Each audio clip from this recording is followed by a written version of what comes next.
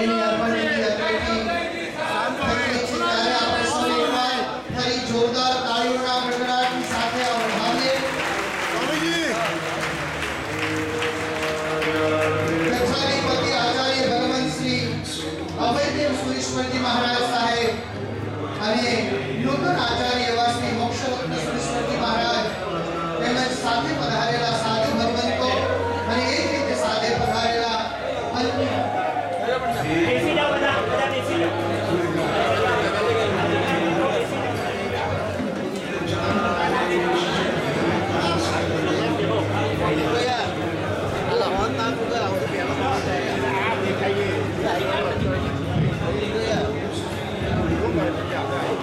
ओ भाई साहब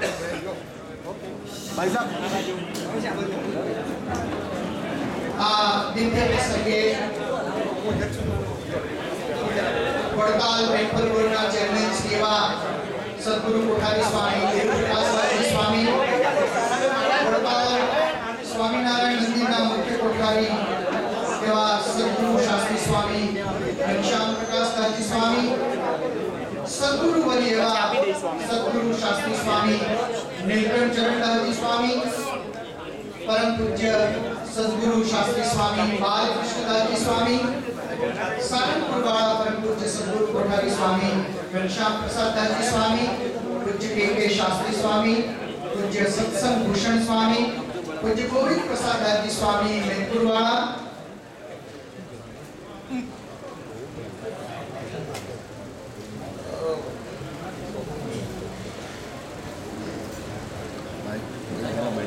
आचार्य भगवान विजय अभयदेव सुरेश्वरजी महाराजनी हृदयनी भावना है। अमारी भगवाननी प्रतिमा अमारे आचार्य महाराजश्री ने भेट आपी है। परम पूज्यपाद आचार्य महाराजश्री ने विनंती करीश बने आचार्य श्रीનું મિલન થાય અને પરમેશ્વર ભગવાન મૂર્તિ નામ છે આદિનાથ ભગવાનની મૂર્તિ અત્રે અર્પણ કરી રહ્યા છે। તો आचार्य महाराज श्री ने विनंती करीश अने महाराज साहेब पण उपस्थित थई अने मूर्तिने अर्पण करशे। बने भेगा थईने महाराज साहेब ने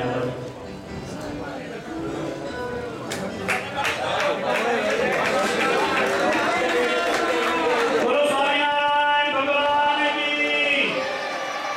जयं जयति शासनं बोलो सहजानंद स्वामी महाराज की।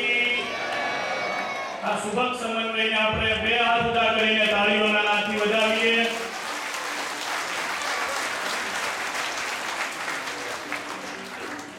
आचार्य महाराज राकेश प्रसाद जी महाराज ने आदिनाथ भगवान की मूर्ति महाराज साहेबे अर्पण करी है। कोई वांधो नहीं जे हसे चालसे कोई भी गाल नहीं चालसे कोई पण चालसे साहेब અમે જે ખબર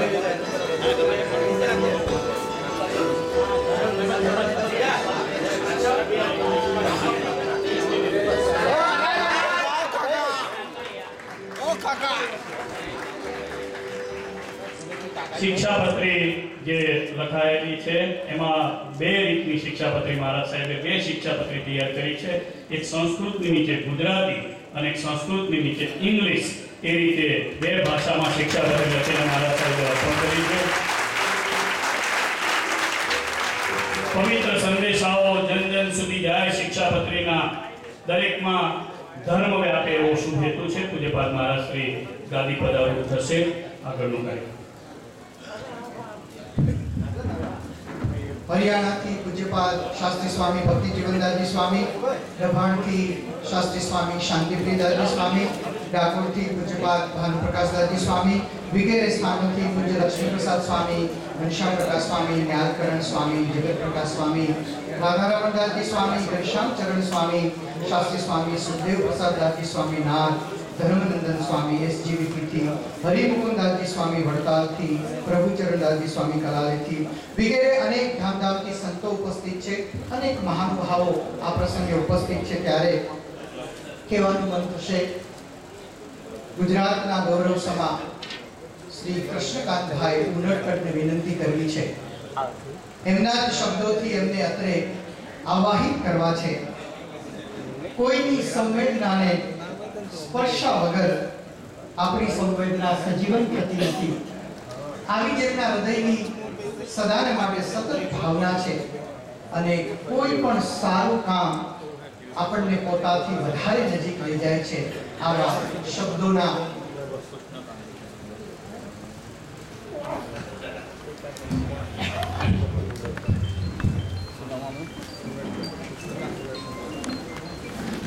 નમસ્કાર. જય સ્વામિનારાયણ ને જય જીનેન્દ્ર. એક અદ્ભુત શબ્દ પણ જ્યાં નાનો પડે એવા આ કાર્યક્રમમાં આવવાનું સદભાગ્ય મળ્યું છે ત્યારે મને ખલીલ ધનતેજવીનો એક શેર યાદ આવે છે. ચાલ પર્વત પર ચડીને ચીસો પાડીએ, ચાલ પર્વત પર ચડીને ચીસો પાડીએ, અને આ સન્નાટો જો ન તૂટે તો તિરાડો પાડીએ. ચાલ પર્વત પર ચડીને ચીસો પાડીએ, જો આ સન્નાટો ન તૂટે તો તિરાડો પાડીએ. કંઈક એવું કરીએ કે સૌ ચોંકી ઉઠે, કંઈક એવું કરીએ કે સૌ ચોંકી ઉઠે. થઈ શકે તો ચાલ પરપોટામાં ઘોબો પાડીએ. આજે સૌ ચોંકી ઉઠે ને એવી ઘટના છે.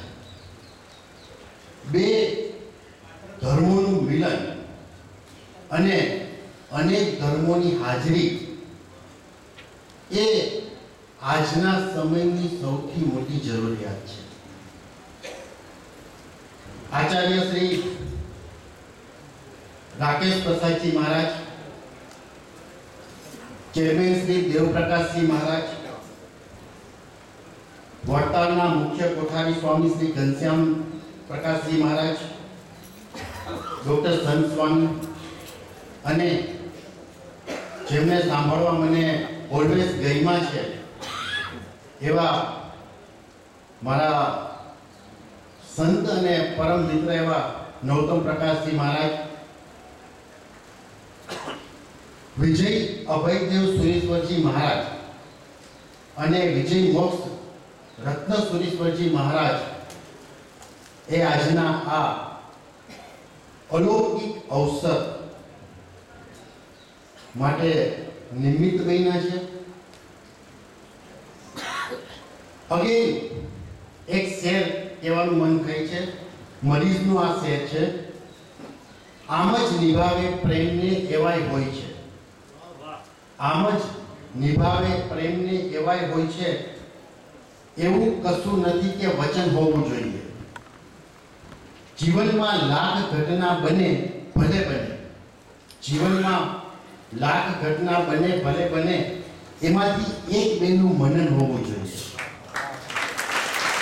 આ જીવનભર મનન રહી જાય એવી અલૌકિક ઘટના છે. આજે છે ને માત્ર શિક્ષાપત્રી સુવર્ણ અક્ષરે નથી લખાણી, આજની આ ઘટના બી છે ને એ સુવર્ણ અક્ષરે લખાવાની છે. કારણ કે આવી ઘટનાઓ ઇતિહાસમાં બહુ જ ઓછી બનતી હોય છે. બે ધર્મ જ્યારે નજીક આવે અને બીજા ધર્મોની સાક્ષીમાં નજીક આવે એ બહુ જ મોટી વાત છે. તમે જો એક સવાલ મને ઓલવેઝ થતો આવ્યો છે, ધર્મનું મૂળ કામ શું? ધર્મની જરૂરિયાત આપણને શું કામ પડી? એક સરસ મજાના ફિલોસોફરે કીધું છે કે ભગવાનને ધર્મ હોવો જોઈએ અને જો ન હોય તો એને ગમે ત્યાંથી શોધી કાઢો. કારણ કે અલ્ટિમેટલી ધર્મ જ તમને સંસ્કાર શીખવતો હોય છે, ધર્મ જ તમને મૂલ્યો શીખવતો. ધર્મનું મુખ્ય કામ છે એ માણસને માણસ બનાવવાનું છે. આજે જો કંઈ પેલું હોય તો એક છે કે માણસ તરીકેની જે વ્યાખ્યામાં છે ને એનાથી બહુ દૂર થતો જાય છે. એની સંવેદનાઓથી દૂર થાય છે, એની માન્યતાઓથી દૂર થાય છે, એના ખ્યાલોથી દૂર થાય છે. એટલે ધર્મનું સૌથી મોટું કામ છે એ સંસ્કાર આપવાનું છે અને આ સંસ્કાર છે આજે આ સ્થળેથી મેળવાઈ રહ્યા છે એની આજે સૌથી વધુ જરૂરિયાત છે. હમણાં દિલ્હીમાં એક સેમિનાર યોજાયો હતો, ત્યાં સુપ્રીમ કોર્ટના જસ્ટિસ સિકરી હાજર હતા. એને એક વસ્તુ સરસ કહી કે ભાઈ આપણા દેશમાં એક ભાઈ એમને સવાલ કર્યો કે આપણા દેશમાં બહુ હજી કડક કાયદાની જરૂર છે. એવા બધી વાત થઈ. પછી જ્યારે સિકરીનો વારો આવ્યો ત્યારે એને કીધું કે કાયદાથી સમાજ નથી બદલાવાનો. એને બહુ સરસ વાત કરી કે કાયદાથી સમાજ નથી બદલાવાનો. જો સમાજ જો કોઈથી બદલાશે ને તો એ વિચારધારાથી બદલશે, અને વિચારધારા માનસિકતા બદલશે ને તો જ ઉન્નતિ થશે. એટલે સમાજ છે કાયદાથી નથી બનતો, વિચારધારાથી. ને વિચારધારા જો માણસમાં જન્મવાનું અને જાગૃત રાખવાનું કોઈનું કામ હોય તો એ સૌથી મોટું ધર્મનું કામ છે. અને એવા આ ઉમદામાંથી એક સર્વે વિશે મારે તમને બધાને કહેવું છે કે દુનિયામાં જે ટેરરિઝમ વ્યાપ્ય છે, આખી દુનિયામાં જે ટેરરિઝમ છે એના ઉપર એક સર્વે થયેલો છે કે જે સ્યુસાઇડ બોમ્બર બને છે એ કોણ છે, એ કેટલું ભણેલા છે. અને એ સર્વેમાં જે બહાર આવી છે જે વસ્તુ બહુ ચોંકાવનારી હતી કે મોટા ભાગના સુસાઇડ બોમ્બર વેલ એજ્યુકેટેડ હતા. તમે જુઓ 9/11 વર્લ્ડ ટ્રેડ સેન્ટર ઉપર જે હુમલો થયો એમાં બધા જ પાયલોટ હતા, વેલ એજ્યુકેટેડ હતા, બહુ જ એકદમ સમજુ ની કેટેગરીમાં જો શિક્ષણ આપણે લેતા હોય તો એ કેટેગરીમાં હતા. ત્યાર પછી એ સર્વેની નીચે એક વસ્તુ જે લખી હતી એમાં એ વાક્ય મને બરોબર યાદ છે. એને એવી વસ્તુ લખી હતી કે આજે દુનિયામાં જે અશાંતિનું મૂળ છે, આજે દુનિયામાં જે અશાંતિનું મૂળ છે એનું કારણ શિક્ષણનો અભાવ નથી, પણ એનું સૌથી મોટું કારણ સંસ્કારનો અભાવ છે. અને જ્યારે ધર્મ હોય તો એ માણસમાં સંસ્કાર છે એ ટકી રીતે. સંસ્કાર ક્યાંથી મળે? સંસ્કારના સ્ત્રોત કયા? હું તમને કહે સંસ્કારના મુખ્ય 3 સ્ત્રોત છે. સૌથી પહેલું સંસ્કારનું સ્ત્રોત છે એ મા-બાપ છે, પરિવાર છે.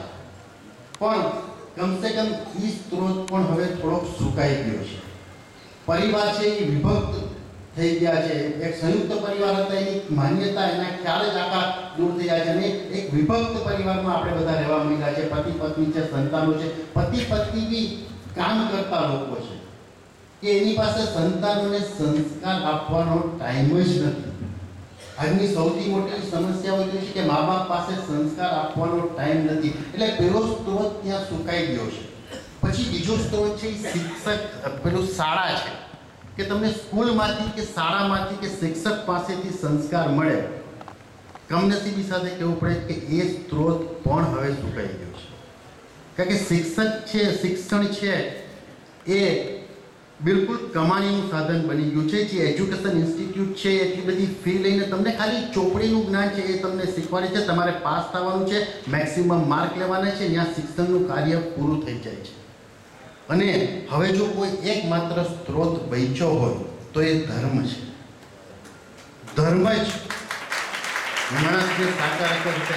બે ધર્મ, જૈન ધર્મના લોકો અહીંયા છે, સ્વામિનારાયણ ધર્મના લોકો છે. અને હું છાતી ઠોકીને એક વસ્તુ કહી શકીશ કે જો આખી દુનિયામાં ક્યાંય નિર્વ્યસની લોકો હોય ને તો આ બે ધર્મ છે.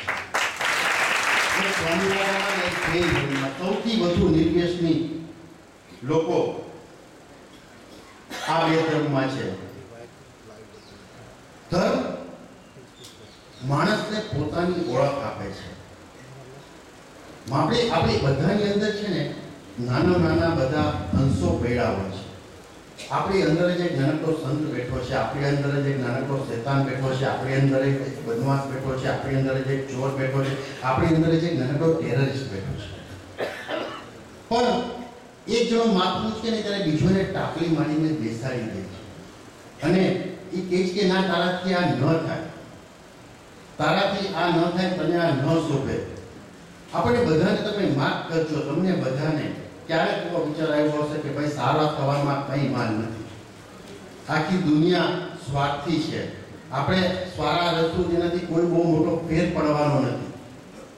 અને સારા રહીને શું મેળવી લીધું એવો પણ સવાલ થશે. અને જ્યારે તમારે કંઈક તમને એવું હશે કે અહીંયા મને ફાયદો છે એવું કરવાનું મળશે ત્યારે તમે નહીં કરો. ત્યારે એમ થશે કે ના યાર, આ મારાથી ન થાય, આ મને ન શોભે. તો કોણ રોકતું હોય છે આપણને? જે આપણને રોકતું હોય છે ને એ આપણા સંસ્કાર હોય છે. સંસ્કાર જ આપણને ખોટું કરતા રોકતા હોય છે. એક સરસ મજાનું નાનકડી વાત છે. જ્યોર્જ બર્નાર્ડ શો નામના એક બહુ મોટા ફિલોસોફર થઈ ગયા, જેણે આખી દુનિયાને, તમે જો આ વાત સમજવા જેવી છે. આ વાત જ્યારે હું વાંચતો હતો જ્યોર્જ બર્નાર્ડ શોને, ત્યારે મને પણ આશ્ચર્ય થયું કે આવા મહાન માણસને આવો વિચાર કેમ આવ્યો હશે. જ્યોર્જ બર્નાર્ડ શોને એક વખત એવું થયું કે ભાઈ મારે પોતાનું સરસ મજાનું એક પોર્ટ્રેટ બનાવવું છે, અને એને ખબર પડી કે એક મહાન પેઇન્ટર છે એ મારા ગામમાં જ છે. એટલે એને પેઇન્ટરને બોલાવ્યા અને કીધું કે મારે તમારી પાસે એક સરસ મજાનું પોર્ટ્રેટ બનાવવું છે. પેલા આર્ટિસ્ટે કીધું કે બહુ સારી વાત છે, મને તમારા જેવા ફિલોસોફરનું પોર્ટ્રેટ બનાવવું બહુ ગમશે, પણ મારી એક શરત છે, હું કંઈ મફત કામ નથી કરતો, તમારે મને હું તમારું પોર્ટ્રેટ બનાવું એની બદલે 100 પાઉન્ડ આપવા પડશે. એટલે બનાવતો કે ફાઇન, નો પ્રોબ્લેમ, હું તમને, તમે મારો સરસ મજાનું પોર્ટ્રેટ બનાવો, હું તમને 100 પાઉન્ડ આપીશ. તો પેલા પેઇન્ટરે બહુ સરસ મજાનું એનું પોર્ટ્રેટ બનાવ્યું અને પછી એમને આપ્યું. બહુ જ બર્નાર્ડ શો જોઈને ખુશ થઈ ગયા અને કીધું કે અદ્ભુત તમે બનાવ્યું છે. એટલે પહેલા કીધું કે હવે તમે મારું જે વળતર આપવાનું છે 100 પાઉન્ડ એ મને આપો. એટલે બર્નાર્ડ શોએ કીધું બિલકુલ, મેં તમને પ્રોમિસ કર્યું છે, આપણા વચ્ચે ડીલ છે ને મારે તમને આપવાના છે, પણ એ કે મારી પાસે એક તમને રસ્તો તમને બતાવવો છે, જો તમને ફાયદો થાય એવું વાત છે. તો કે શું? એ કે હું તમને છે ને 20 પાઉન્ડના 5 ચેક લખીને આપું. એ કે હું છે ને, મારા બધા બહુ મોટા ફેન છે, મારા ઘણા બધા દુનિયામાં મારા લોકો એવો ઈચ્છે છે કે મારી એક સિગ્નેચરના પૈસા ખર્ચવા તૈયાર છે.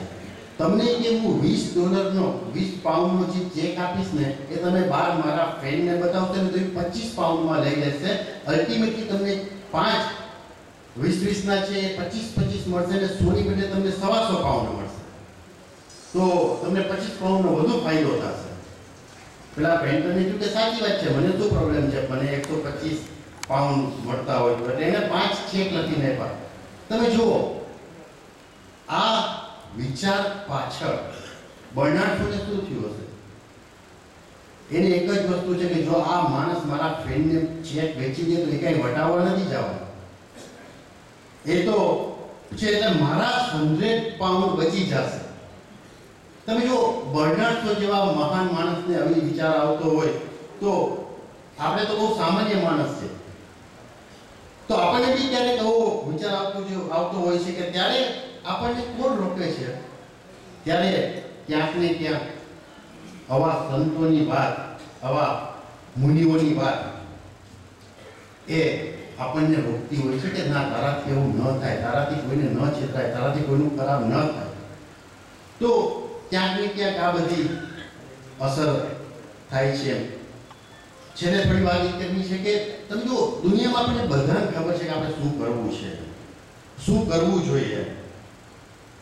આપણે બધાને એ આપણો ગોલ ખબર છે કે મારે આ બનવું છે, આ નથી બનવું, પણ આપણને એ જ ખબર નથી હોતી કે મારે શું નથી કરવાનું. આપણને જે વસ્તુ ખબર હોય છે કે ભાઈ આ કરવાનું છે, આપણે આ નથી કરવાનું એનું એક લિસ્ટ બનાવવું જોઈએ. અને આવા સંતો એવું લિસ્ટ આપતા હોય છે કે ભાઈ તમારે જો તમારો નિશ્ચિત ગોલ પ્રાપ્ત કરવો હોય તો આટલું નથી કરવાનું. એટલે તમે જે